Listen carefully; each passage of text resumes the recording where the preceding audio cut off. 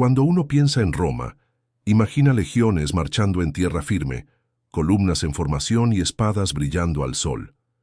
Pero hubo otro campo de batalla donde el imperio también dejó su huella: el mar. Sin embargo, no todas sus batallas navales fueron épicas y gloriosas.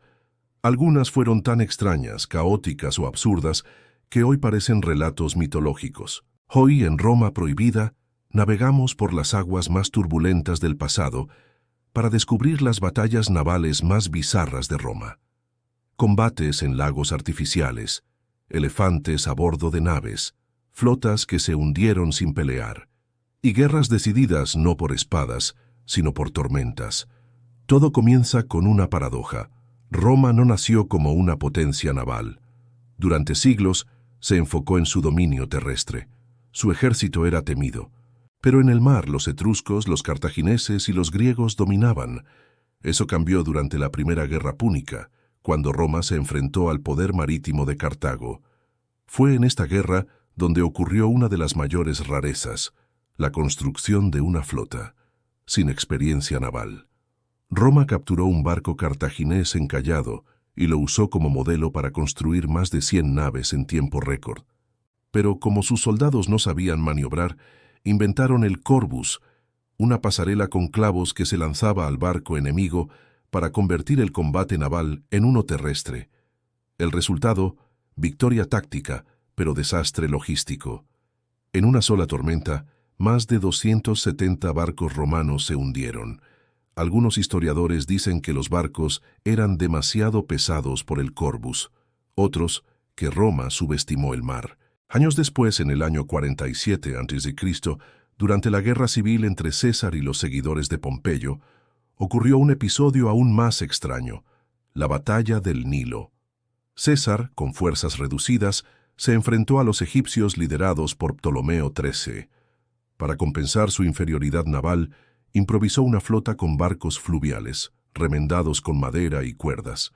La batalla tuvo lugar en el delta del Nilo, entre canales, barro y arenas movedizas. Durante el combate, algunos barcos quedaron atrapados en tierra.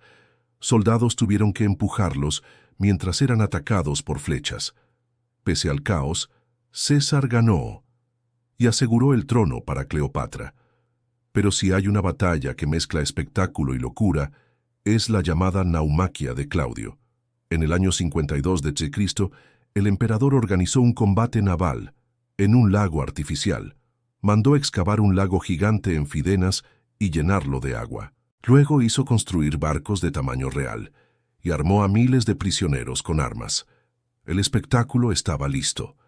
Frente a una multitud, se libró una batalla simulada que se volvió real. Algunos prisioneros, desesperados, lucharon hasta la muerte. Otros intentaron escapar. Claudio, observando desde su trono, ordenó que todos fueran ejecutados al final. Lo que debía ser entretenimiento se convirtió en una carnicería. Décadas después, Domiciano intentó repetir la hazaña, pero su lago era tan pequeño que los barcos apenas podían moverse. Los espectadores se burlaron. El emperador, furioso, ordenó castigos y clausuró el espectáculo. Otro caso surrealista fue el transporte de barcos por tierra. Durante la guerra contra los dacios en el siglo I, el emperador Trajano mandó arrastrar una flota entera a través de los Cárpatos. Se usaron rodillos, animales y miles de hombres. La idea era sorprender al enemigo navegando por un río inaccesible. Aunque la operación fue parcialmente exitosa, el esfuerzo fue tan enorme que muchos lo consideraron una locura imperial. En el año 36 a.C., Marco Antonio cometió otro error naval memorable. En la batalla de Actium enfrentó a Octavio, futuro Augusto. Su flota era imponente, con barcos grandes, tripulación numerosa y elefantes. Sí, Marco Antonio embarcó elefantes como símbolo de poder, pero en el estrecho espacio marítimo los animales se asustaron, causaron pánico y algunos barcos se volcaron. La batalla fue un desastre. Cleopatra huyó. Marco Antonio la siguió. Octavio ganó y se convirtió en el primer emperador de Roma. Pero las rarezas navales no terminan ahí. En Britania, durante las campañas de invasión, Los romanos enfrentaron olas desconocidas, mareas traicioneras y costas rocosas. En una ocasión, una flota entera desapareció sin explicación cerca de Caledonia. Algunos culparon a tormentas, otros a ataques de tribus que usaban barcos fantasmas cubiertos de pieles negras. En Germania, los romanos intentaron navegar por los grandes ríos, como el Rin y el Elba, pero sus barcos eran demasiado pesados. A menudo quedaban atrapados en bancos de arena. Se documentan batallas donde los legionarios tuvieron que combatir en barcazas que giraban con la corriente. En una ocasión, los germanos incendiaron el río usando brea y aceite. Los romanos, atrapados entre fuego y agua, saltaron al río y fueron masacrados. En el este, durante las guerras contra Partia, los romanos intentaron usar una flota terrestre, carros con velas. Creían que en las llanuras podrían moverse con el viento. Pero el experimento falló. Las estructuras eran frágiles y los vientos impredecibles. Algunos carros volcaron, otros se incendiaron. La idea fue abandonada, pero nunca olvidada. Incluso en el Coliseo se realizaron simulacros de batallas navales. En tiempos de Tito, el anfiteatro fue inundado para representar combates marítimos. Barcos pequeños se enfrentaban entre sí, con gladiadores a bordo. Pero las fugas de agua, los accidentes y el alto costo hicieron que el espectáculo se cancelara pocos años después.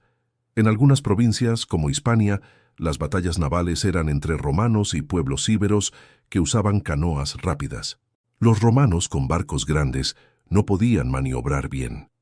Perdieron varias escaramuzas por no comprender el terreno. En respuesta, empezaron a construir barcos híbridos, más pequeños, con velas triangulares y timones dobles. Algunas de estas embarcaciones fueron tan efectivas que se adoptaron en todo el Mediterráneo. Pero también hubo batallas donde Roma ganó gracias al error del enemigo. En la batalla de Mylae, los cartagineses tenían superioridad numérica, pero subestimaron la táctica del Corvus. Al primer contacto, los romanos abordaron y tomaron barco tras barco. Fue una victoria inesperada, pero el mérito fue más del error púnico que del genio romano. Las crónicas también hablan de combates en lagunas venecianas, donde barcos encallaron y los soldados tuvieron que pelear cuerpo a cuerpo sobre el barro, o de flotas atacadas por rayos durante ceremonias religiosas, interpretadas como castigo divino. En una batalla menor en el Adriático, se dice que un solo barco romano fue hundido por un tiburón gigante que atacó la nave al confundirla con presa. Aunque suena a mito, fue registrado por un cronista del siglo I como el juicio de Neptuno. Al final, Roma aprendió a dominar el mar, pero nunca dejó de temerlo. Sus ingenieros intentaron domarlo con puentes flotantes, muelles móviles y puertos artificiales. Pero el agua siempre fue un elemento salvaje. En Roma prohibida, recordamos que el imperio no solo se forjó en tierra firme, también en aguas turbias, batallas absurdas y decisiones que rozan la locura. Porque incluso el mayor imperio puede naufragar por una simple ola.